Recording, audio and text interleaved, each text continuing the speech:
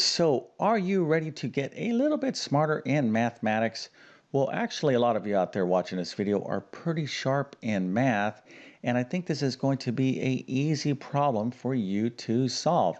Matter of fact, let me go ahead and read the problem. It is you are in the corner of a 40-foot square room. What is the distance to the center of the room? All right, so if you can figure this out, go ahead and put your answer into the comment section and feel free to use a calculator. Matter of fact, a calculator is highly suggested for this particular problem. And then, of course, I'm going to explain the solution to this problem.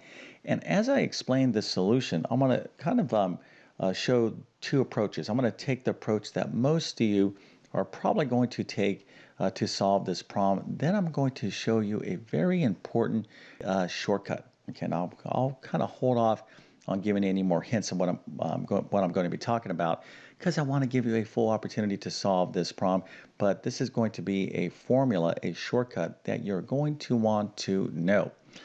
All right, but before all that, I'm going to go ahead and quickly introduce myself. My name is John, and I have been teaching middle and high school math for decades.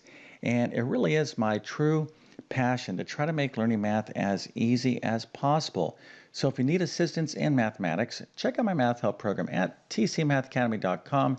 You can find a link to that in the description below. And if this video helps you out, or if you just enjoy it, make sure to hit that like and that subscribe button because that really does help me out. All right, so we are dealing with a math word problem, and it's always a good idea to read any problem or do any problem you're facing, even outside of math, to think about the problem. And just don't read a problem or don't look at the problem one time. Stop and pause and think. So I always like to use the rule of three. Read the problem at least 3 times. Make sure you understand what the question is. So here we have this square room. We're in the corner, and how far is it to the center of the room? Now, one thing about math problems, okay, things that you'll find on homework, tests, quizzes, exams, is sometimes, students or people can kind of look too much into the problem. Okay, you're going to have to simplify or just assume the simplest version or interpretation of the problem. Okay, so in other words, don't be like, well, what if I'm standing in the corner and my foot's like right here and my other foot's right here? Or, you don't want to kind of do that. You just want to say, all right, look, they're kind of clearly asking me here, what's the distance from this point in the corner to the center, right? So you always kind of just want to simplify things. And I don't think any of your math teachers would, be upset at you for doing that because that's how these problems are kind of designed. All right, so now that we, read the problem, what we want to do is try to model the problem, right? A picture is worth 1,000 words, and when you can kind of see the problem, oftentimes it's much easier to identify the solution. And what we're dealing with here is a geometry problem. So let's go ahead and model what's going on by coming up with a nice, lovely sketch. All right, so here is a square room, or my little sketch of a square room that's 40 feet by 40 feet. And here I am in the corner. So I'll put myself right here. Now, the question is, how far is it from the corner right here to here? Okay, well, let's just make sure, first of all, you understand what a square is. Now, some of you might be saying, well, I know what a square is. Well, let's just quickly review. So the first thing that most people know about a square is that it is a 4-sided polygon. It kind of looks like a box, right? And all 4 sides of this box, this square, are equal. Okay, so that's very good. Now, equal measures in geometry, we use this other word called congruent, right? And then you don't have to use that word, but it's a good word to know, congruent. So opposite sides or all sides of this square are congruent. And the notation or the symbol for that is this right there in geometry. Again, you don't have to know that, but just these are little bonus tips that I'm kind of throwing in there. Okay, so that's the first thing that you need to know about a square. But the second property about a square is that the angles in a square are right angles. Okay, all these angles right here are right angles. All right, now what does a right angle mean? Well, a right angle means that these angles are 90 degrees. All these angles here are 90 degrees, and the sum of the angles in a four-sided polygon, i.e. a rectangle, a square, etc. If you add up all four sides, they'll always be 360 degrees. That would even include things like a trapezoid as well.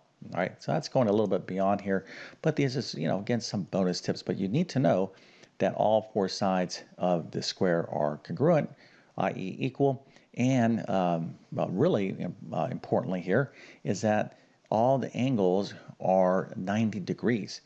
So what we want to do is say, okay, well, I have 90 degrees here, 90 degrees here. What can I do? Well, this problem to get to the center right here is, well, first of all, let's just identify where is the center of this square. Okay, well, to find out where the center is, we have to basically intersect the diagonals. Okay, so from here to here, if I can kind of continue on, this line is called a diagonal. Okay, now if you drew another diagonal from here to right through here, you are going to pass through the center of the square.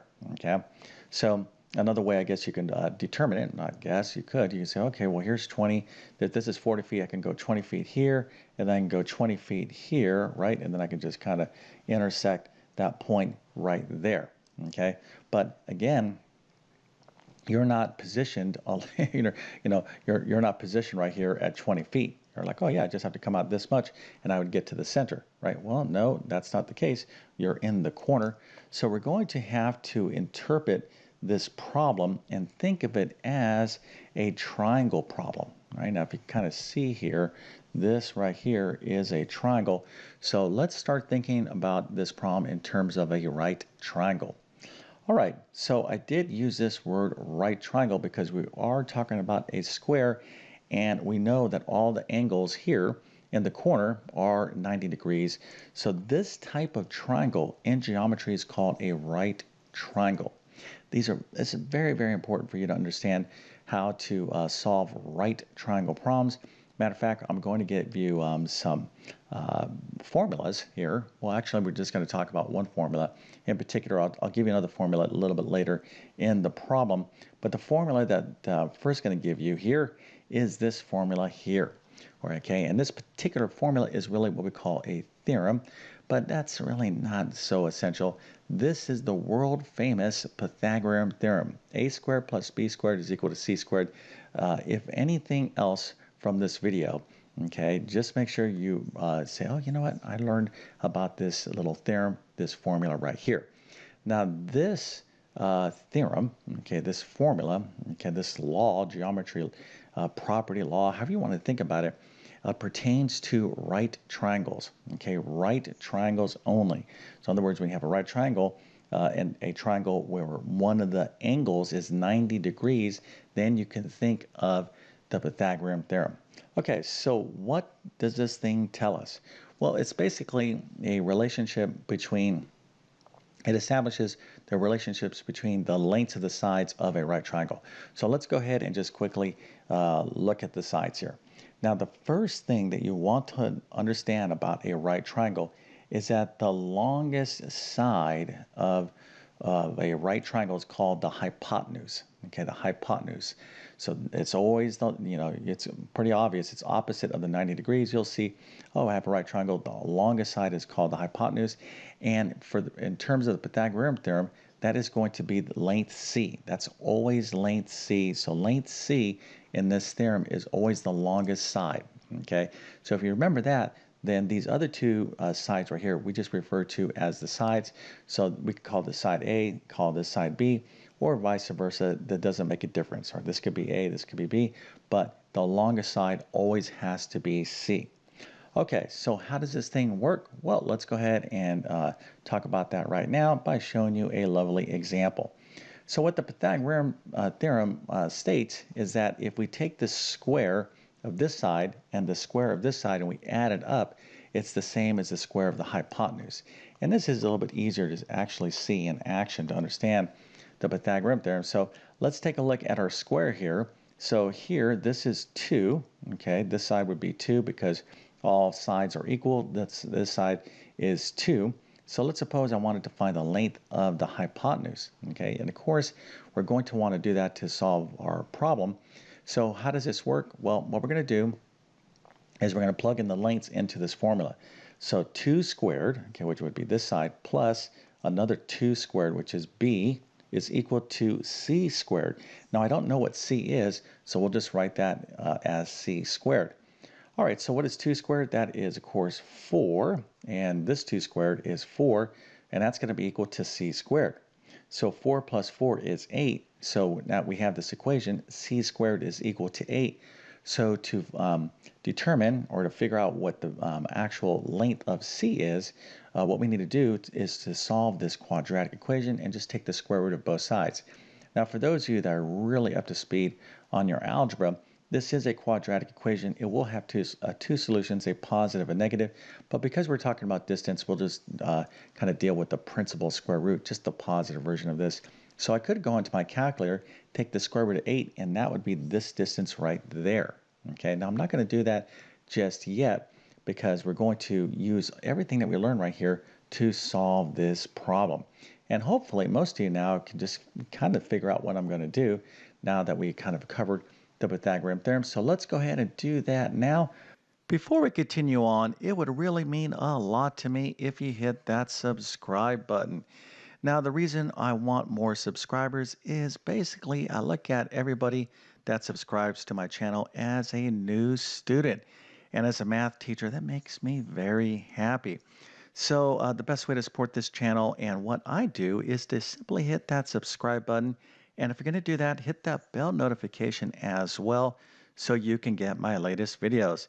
Now remember, irrespective of whether you're a math student or not, if you want to relearn math, for example, and you've been out of school for many, many years, I have 2 great courses, my Math Foundation and my Math Skills Rebuilder course. You can find links to all of this in the description of this video. But if you happen to be a student, make sure to check out my full course library. Again, you can find the links to all of this in the description below. Okay, so here is now the situation. We have our 40-foot room, and we want to get to the center of the room, okay, which we now know is along the diagonal, okay, which is the hypotenuse of this right triangle. Okay, so hopefully that is clear, and if it wasn't clear, now it is, right? So the center is along the hypotenuse of our right triangle right here. So what would be our strategy? Well, we're like, okay, well, I have a square. This is 40, this is 40. I certainly have enough information. I have a squared and b squared to figure out the length of the hypotenuse. Well, if I figure out this length, okay, if I find c, all I got to do is divide it by 2, okay, and I will be in the center, okay. So that is the strategy. And matter of fact, let's go ahead and do that right now. Okay, so here is the work, all right? So a squared plus b squared, both of these sides is 40, so 40 squared plus 40 squared is going to be equal to c squared. So that'll be 40 squared, 40 times 40, 1600 plus 1600. We add this together, we've got 3200 is equal to c squared. So to figure out what c is, we're just going to take the square root of both sides. So c is going to be equal to the square root of 3200. And we go into our calculators and we get c is approximately 56.56, okay? Now that's this distance right here. That's the entire hypotenuse, but we want to get to the center of the room, which will be halfway along that path, right? So all we got to do is just take 1/2 of our value of c, and that gives us about 28.28 feet. All right, so this is the approach that I would say that most of you that got this right probably took this approach, but a few of you that are just extra sharp in geometry probably remember this formula right here. Okay, now this is the formula that I was kind of alluding to in the beginning of this video. So this is a great shortcut, all right? And this has to deal with what we call special right triangles. Now before, you can see what I'm, the shortcut here in action, but let me just tell you what it applies to, okay? So there's 2 types of special right triangles that you're going to want to really know, and they're very, very important in math. I'm just sketching them out real quick. So the first is a 45 degree, 45 degree.